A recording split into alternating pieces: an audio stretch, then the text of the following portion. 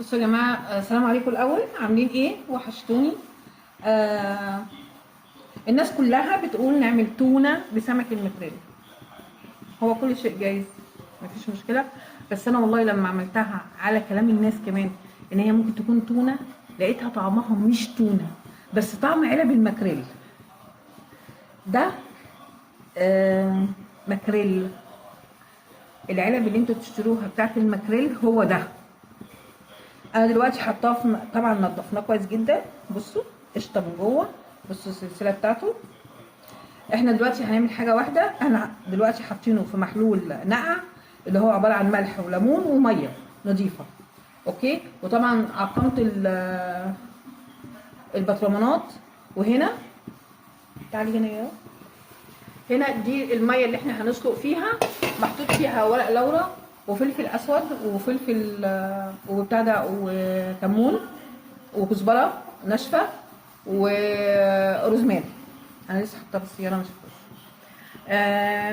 انا المره اللي فاتت عملته بس كنت مزوده بصله، المره دي مش هحط البصله. هصفيه دلوقتي واشطفه وهاجي احطه قدامكم في الميه السخنه. احنا بس بنعمله كده مناديل المطبخ. انا ما عنديش سوري، خلصت مني فعملت بالمنديل العادي اهو. هنشفها كده بس عشان ايه؟ تشرب من الميه ديت اللي هي بتاعت السلق براحتها، من غير ما تبقى ايه مأثره عليا ولا يبقى فيه زفره خالص. بس طبعا الحمد لله احنا غسلنا كويس جدا، عشان كده احنا واثقين ان مفيش ان شاء الله زفره ولا حاجه. جوه قشطه وبره قشطه. ماشي.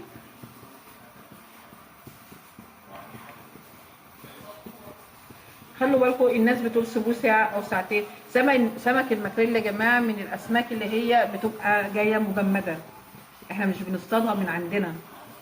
فبالتالي عشان بتيجي مجمده واجي انا افكها واجي احطها في ميه سلق، لو انا سبتها ساعه، الله يرحمه كان طيب، مش هاكل تونه هاكل هريسه، او مش هاكل ماكريل هاكل هريسه.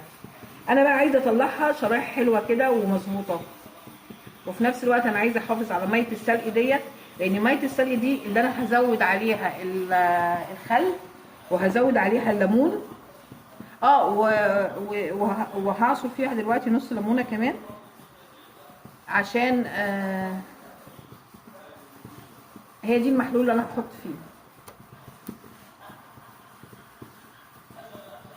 انا بحاول ان انا انشفها على قدر المستطاع يعني. هنشيل هنشيل سلسله الظهر وهنشيل الشوك اللي فيها وهنشيل القشره، بس بعد ما تاخد السلق بتاعها. احنا عايزين كله يبقى نازل في الميه، فهنعمل كده وهنعمل كده. بصوا فتحت ازاي، بس ما شاء الله هتبقى كويسه جدا باذن الله تعالى. هرجع لكم بقى وانا بطلعه من ميه السلق بعد 15 دقيقه بالظبط، وان شاء الله يكون خير. يلا احنا كده رجعنا تاني. هو غلي حوالي 15 دقيقه. هنشيله من هنا، هنحطه على طول في ميه ايه ساقعه. شفتوا ميه الشوربه بتاعت السمك؟ شفتوا رايقه ازاي وحلوه ازاي؟ ما شاء الله هاديه جدا، ما فيهاش لا ريمه ولا حاجه، لان سمكنا مغسول كويس ومتنضف، فبالتالي ما عملش ريمه خالص. يا رب تكون باينه عندكم في الكاميرا. ايوه، الميه حلوه وصافيه، شوربه صافيه خالص. طبعا ده ورق اللورا والحاجات اللي احنا حاطينها يعني وكده. احنا حطيناه، شلناه من الميه السخنه من الشوربه بتاعته، حطيناه في ميه ساقعه. ساقعه، ميه ساقعه ليه؟ عشان يوقف تسويه، عشان ما يتهريش مني. ماشي. يا رب تكون باينه قدامكم. بصوا ما شاء الله. احنا بقى هنعمل ايه؟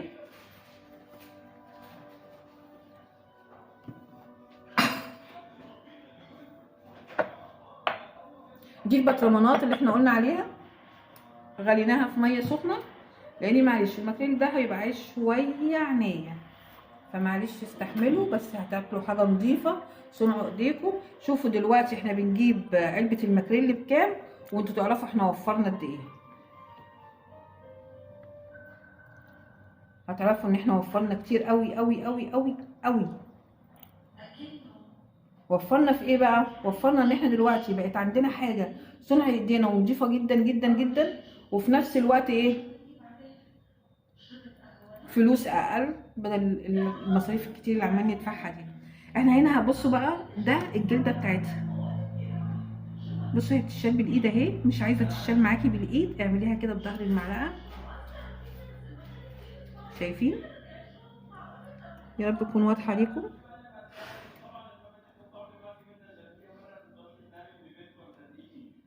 بالراحه كده خالص وانتوا بتعملوا، عشان ما ايه ما تاخدوش لحمه معاكم.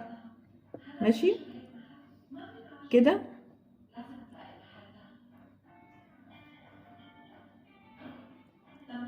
شايفين الدنيا عامله ازاي؟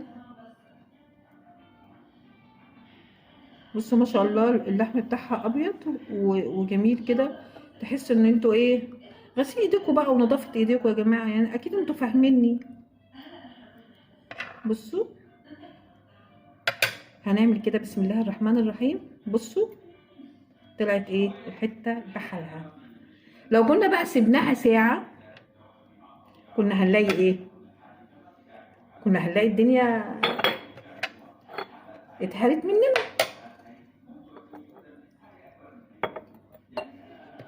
بصوا ليه بقى ما شلتش السلسله الاول؟ يعني حد فيكم كده يجي يقول لي انت ما شلتيش لي السلسله الاول؟ عشان السمكه ما اعرفش معاكي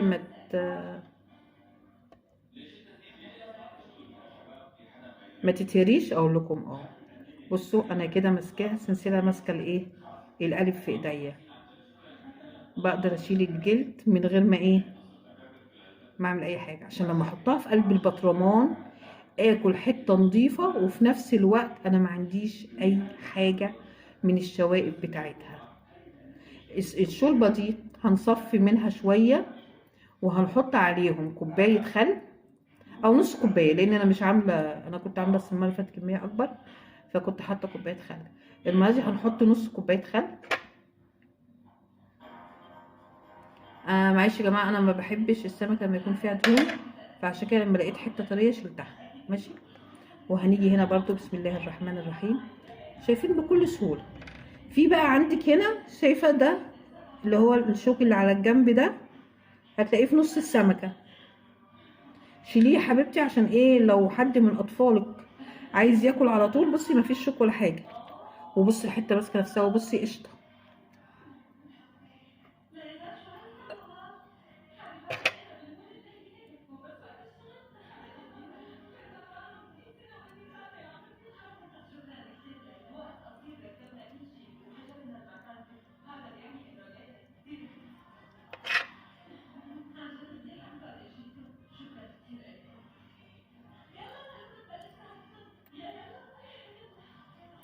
معلش الموضوع كله مش هياخد منكم اكتر من نص ساعة، غسيل على سلق على تحضير على كل حاجة. بس هتلاقي في البيت عندك خير. مفيش فلوس دلوقتي تنزلي تجيبي حاجة، هتجيبي رغيفين وهتطلعي حتة من البطرمان. انا هحطه في بطرمانات بالوجبة. ليه؟ عشان ما يبقاش معايا ان انا اطلع منها وارجع تاني. عندك تلاجة حطيها في التلاجة. انا واحدة من الناس بعمل تملي اللي يقضيني 3-4 ايام وبحطه بره التلاجة. بحفظه بقى بالزيت، وبحفظه بنص معلقه سكر. هوريها لكم دلوقتي، كل ده هوريه لكم.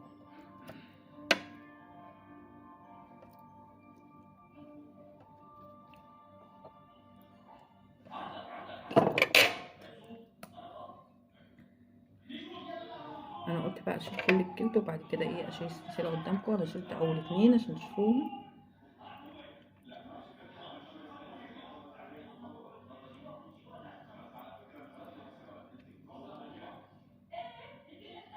بالراحه كده عشان تخلوا المنظر الجميل ده زي ما هو.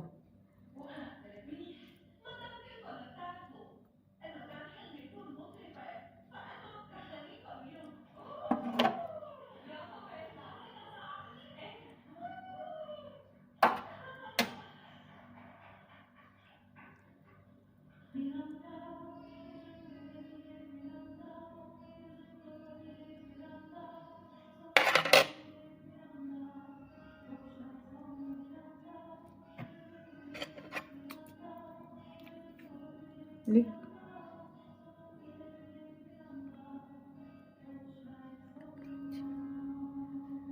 طب بص، عشان ما اطولش عليكم الفيديو هفصل بس، هنضف برضو من بره وهشيل سلسله زي ما اوريكم في اول اتنين. ماشي، ونرجع تاني نشوف هنعملهم ازاي. يلا.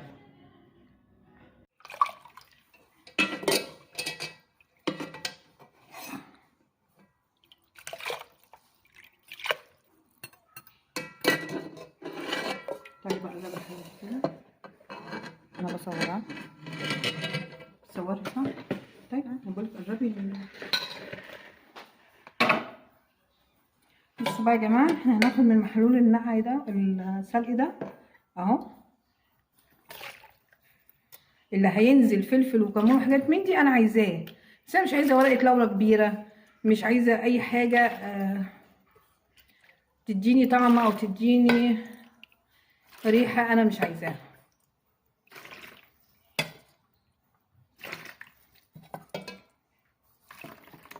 ورقه اللورا بقى اللي هحطها كبيره هحطها على الوش واحطها ناشفه عشان تديني النكهه اللي انا عايزاها، وفي نفس الوقت تدي التعقيم اللي انا عايزاه.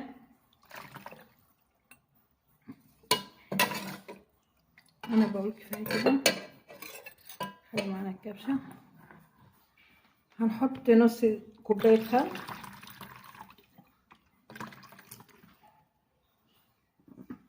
وهنحط ايه تاني، وهنحط ملح طبعا لان احنا ما حطيناش ملح في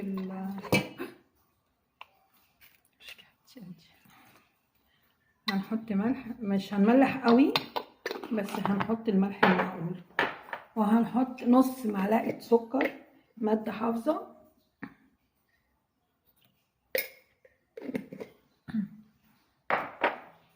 وهنحط عصير ليمونتين.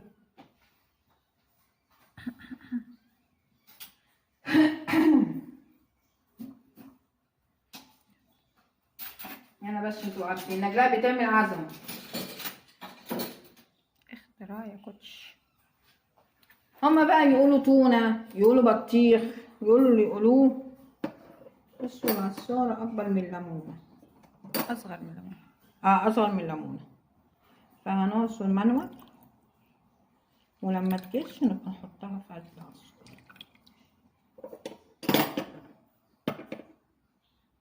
معرفش ازاي بس هنحاول كده. يعني امها طبعا العصاره ملهاش دعوه خالص بالليمونه، الليمونه كبيره.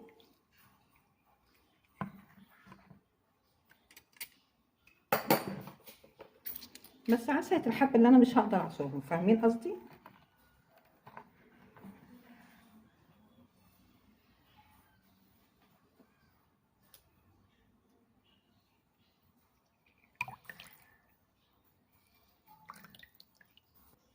يلا احنا بنكمل عصر اهو. عصرنا ليمونتين وحطينا الخل وحطينا السكر وملح، الملح ماشي، وهنقلب نشوف الاول ايه وصلنا لفين. وحطينا نص معلقه السكر. السكر ماده حافظه، مش احنا اللي بنعمله ده النهارده ايه، بنعمل بما يعادل كيلو 200 جرام. دول شويه ملح لاني مش ملح خالص، تقريبا الملح اللي جاي النهارده اليومين دول مش حلو. بصوا بقى، هنمسك شايفين السمكه فصوص ازاي، هنحط في البطرمان كده حسب الوجبه بتاعتكم. يا رب يكون كلامي واضح. ماشي، حسب الوجبه اللي انتوا عايزينها. انتوا عايزين الوجبه تبقى قد ايه، انتوا اللي تقدروا تحددوا متطلبات البيت ايه. ماشي، كل برطمان هيبقى كده. بالمناسبه في حد كان علق على حكايه البطرمانات، وانتي ما بتشتريش بطرمانات ليه؟ انتوا حيرتوني. حابه يقولوا انتي بتستخدمي بطرمانات كتير وبتهلكي فلوس في البطرمانات. وحابه يقولولي انت بتستخدمي بطرمانات البيت ليه المستعمله؟ ما انا مش عارفه بصراحه راضي مين.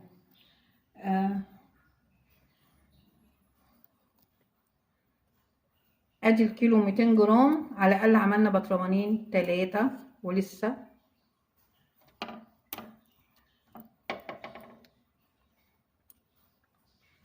انا عامله ان دي وجبتي، دي وجبه بتقضي اسرتي جنبها اي حاجه.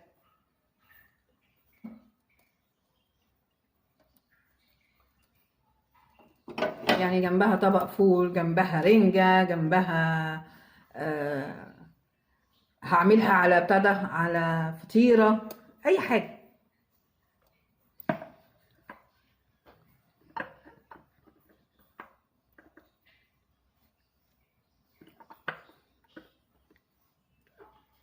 عملنا دلوقتي 4 بطرمانات من الكيلو 200 جرام. هعمل كده عشان انا بحب الفلفل الاخضر وولادي بيحبوا السبايسي عادي. ماشي، هنعمل واحد احمر كمان.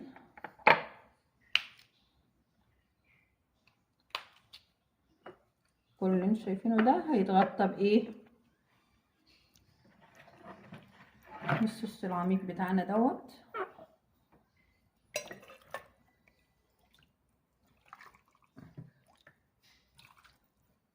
الصوص ده بتاع ايه؟ بتاع السلق. ما عملتيش ليه البطرمان يا طنط للاخر؟ عشان البطرمان لسه هيتحط على وشه زيت، وزي ما قلت لكم انا ما بحبهاش في التلاجة، فللاسف بستخدمها كده.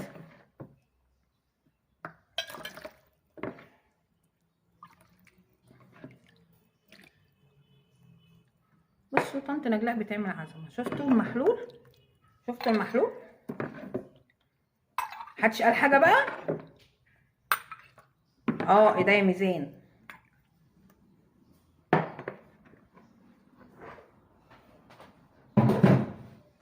هنعمل ايه دلوقتي؟ ثواني اجيب كاسة الزيت. ناس خطيره بقى تقول لك ايه؟ زيت زيتون، زيت مش عارف ايه. بصوا يا جماعه، انا بكلم الناس، انا بقول لها اعملي ماكريل. انا مش بكلم ناس بقول لها هاتي هامور عشان هنعمل مكبوس سمك دلوقتي. انا بكلم ناس بقول لها دبري ولمي في بيتك. فمعيش حقكم عليا لما اجي اقول لها هاتي ازازه زيت زيتون، يا ستي جيبيها من ابسط حته من عربيات القوات المسلحه ب 80 جنيه عشان تحطيها على علبه التونه اللي انا بقول لك وفري فيها. انا بقول لحضرتك يعني ايه؟ انت مش تقدري تعملي حاجه وانا جايه اساعدك واجيب لك احباط على احباطك؟ لا يا حبيبتي، ده الزيت العادي اللي ب 35 و10 33، وهتقضي وهتكفي، والقليل في بيتنا كتير طول ما عندنا امل في بكره. اشوفكم على خير.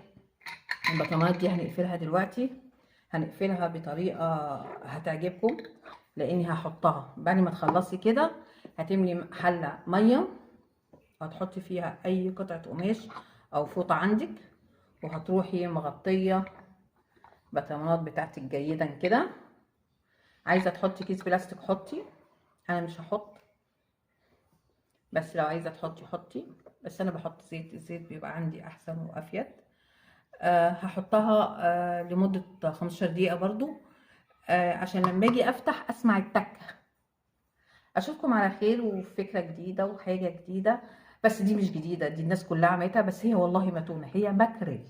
انا بوفر، بدل علبه الماكريل اللي بقيت اجيبها ب 35 و 40 جنيه، انا عشان اجيب 4 دلوقتي هيعملوا معايا قد ايه؟ هيعملوا معايا 200 وشويه. انا جايبه سمك بقد ايه؟ ب 75 جنيه. استهلكت له زيت قد ايه؟ نص كوبايه زيت. ما اظنش هو ده المعضله يعني، ليمونتين مش هو ده اللي هيوقفني. هنعمل مع بعض التونه، بس هجيب لكم سمكه التونه ونعملها. وسمكه التونه مش غاليه، برضه هتبقى موفره. هجيبها وهنعملها مع بعض وان شاء الله هتعجبكم، انا واثقه انها هتعجبكم. ميرسي ميرسي ميرسي على حسن استماعكم. ارجو الاشتراك في القناه وتفعيل الجرس. لو شفتيني لغايه هنا يبقى فضلا وليس امر. اتمنى انك تعملي لي مشاركه، اتمنى انك ترفعي لي باللايكات على الصفحه. وتكونوا مشكورين. شكرا قوي قوي قوي، وباي باي.